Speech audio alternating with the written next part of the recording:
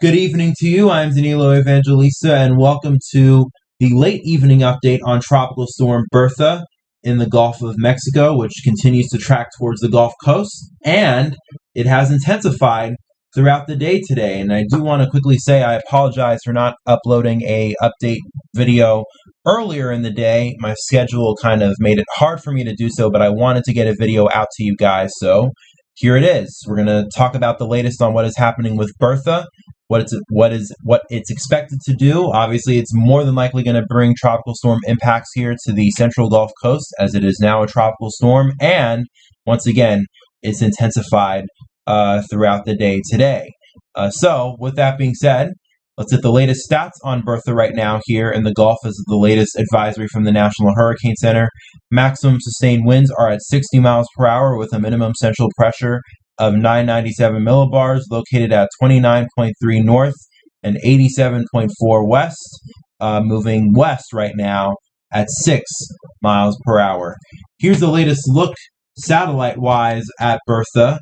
And you can see why it is quite interesting that it was able to intensify today, because Bertha definitely does not have the look of a classic, intensifying tropical storm here. It's definitely has a very sheared look. It's been dealing with strong northerly shear throughout the entire day today, which, if you're not familiar with what wind shear is, it's strong winds in the upper levels of the atmosphere, which push on cloud tops, and basically we cannot get proper organization in a tropical system if we have very strong wind shear. But Bertha somehow was still able to intensify today, even though most of its convection has been suppressed off to the south, and you can even see the low-level center here kind of being exposed for a little bit. And now Bertha is up to winds, once again, of 60 miles per hour, and in the very least, it's probably going to hold that intensity as it moves on off to the west here, and it more than likely will approach the eastern Louisiana coast, probably make landfall in eastern Louisiana, if not southeastern Louisiana.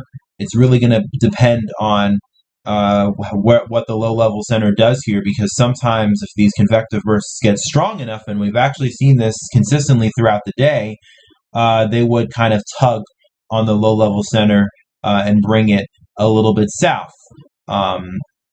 So that does affect the track, so we'll obviously watch to see whether or not that still happens, but we're more than likely going to remain on a westerly direction here, and the National Hurricane Center does forecast that, keeping this on a westerly track.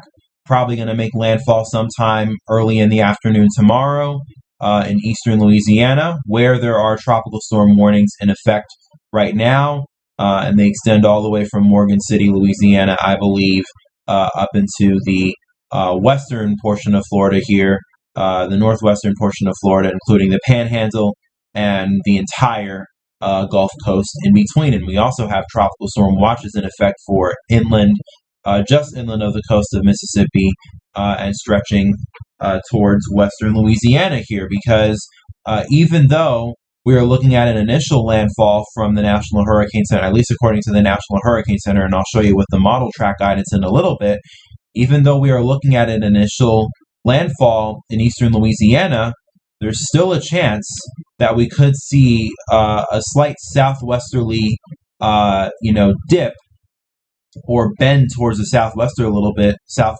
bit, and we might see Bertha reemerge here in the northern Gulf. And if you look at the 0Z model track guidance, a lot of the models are now starting to hint at that. If you remember yesterday, the models were much further north and showing potential landfall in eastern Louisiana, but much more closer towards New Orleans and closer towards Mississippi.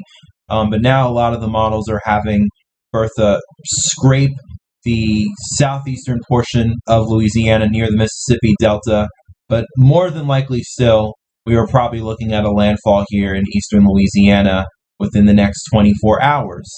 So you guys there are going to be getting tropical storm force winds likely up to 60 miles per hour with gusts probably achieving higher.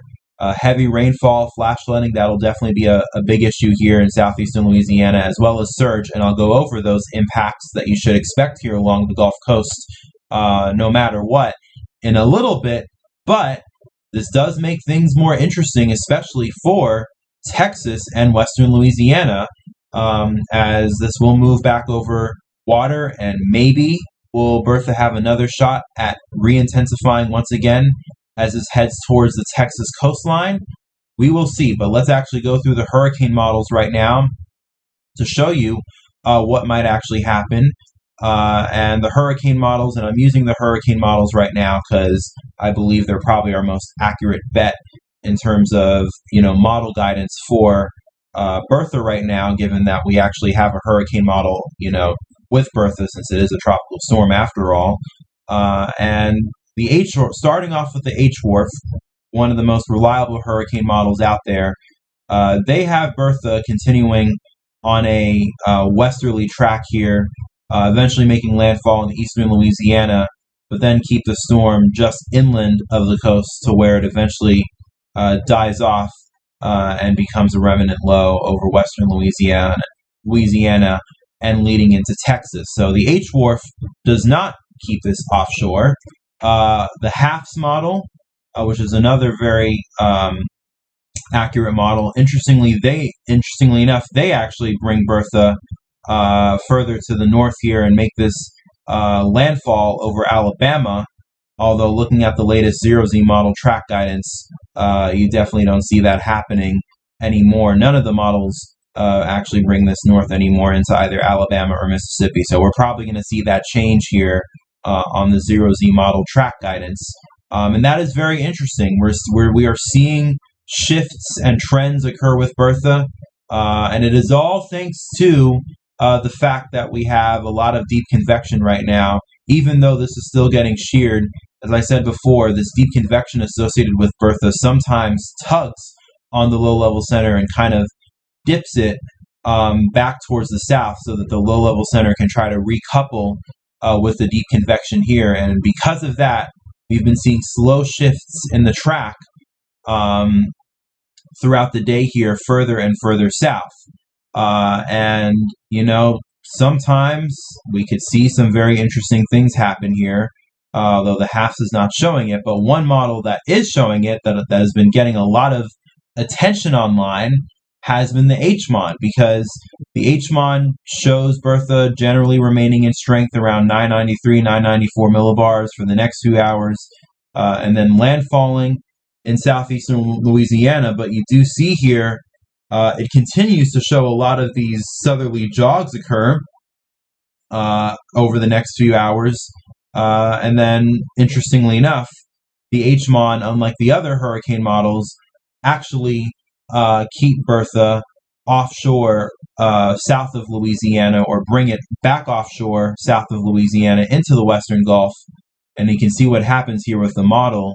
It does intensify it quite a bit, and we end up having a hurricane approach Texas. Now, this is not the very likely solution with Bertha here. I wouldn't bank on this solution being the likely outcome, but it is very interesting to see just how sometimes small jogs and small trends in a storm can make a huge impact. So we will see whether or not the HMON ends up being right, but it certainly is in keeping with the trend that we've been seeing with Bertha throughout the day. And this is from the 18Z model guidance. The current 0Z track model guidance clearly shows that a lot of the models have continued to shift more towards the south here, with a lot of ensemble members once again potentially trying to bring Bertha back offshore over the Western Gulf. So eastern Louisiana will definitely be under the line of fire for a landfall probably tomorrow, and we will definitely be covering that on our channel. But as I mentioned earlier, and I mentioned this probably since Sunday or even Saturday, do not count out Texas and western Louisiana here for potential impacts from Bertha that might be sizable, especially if the model trends are right here, or we continue to see these model trends where Bertha tries to come back over water here and come back offshore in the Western Gulf, and perhaps we try to see a little bit more intensification occur. But, let's see whether or not it happens to the tune of what the HMON shows. I kind of doubt that we're going to see a storm as strong as what the HMON is indicating here. But it is interesting nonetheless to monitor all these trends, and of course we will definitely be doing so. But either way, the one thing that will remain the same no matter what is impacts.